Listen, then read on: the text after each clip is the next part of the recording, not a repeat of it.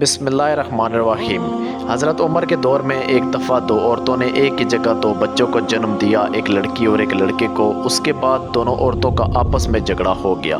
جھگڑا اس بات پر تھا کہ ایک عورت کہتی لڑکا میرا اور لڑکی تمہاری ہے، جبکہ دوسری کہتی کہ نہیں، لڑکا میرا اور لڑکی تمہاری۔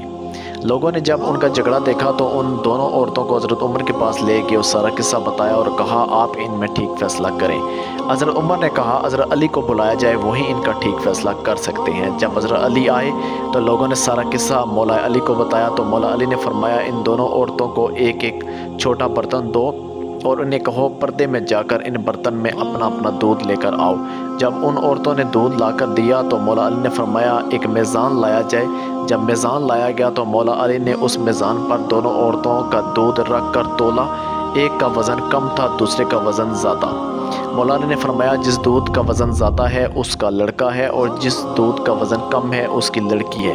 یہ دیکھ کر لوگوں نے کہا یا علی آپ نے یہ فیصلہ کہاں سے اور کیسے کیا؟ مولا علی نے فرمایا قرآن سے۔ سب لوگ اپنے اپنے گھروں میں جا کر قرآن کھول کر دیکھنے لگ گئے کہ کہاں لکھا ہے دودھ والا قصہ۔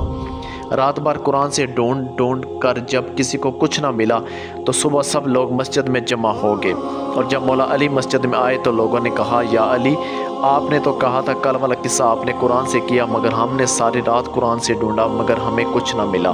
تو مولا علی نے فرمایا قرآن میں تم نے وہ آیت نہیں پڑھی کہ مردوں کا حصہ عورتوں سے دگنا ہوتا ہے؟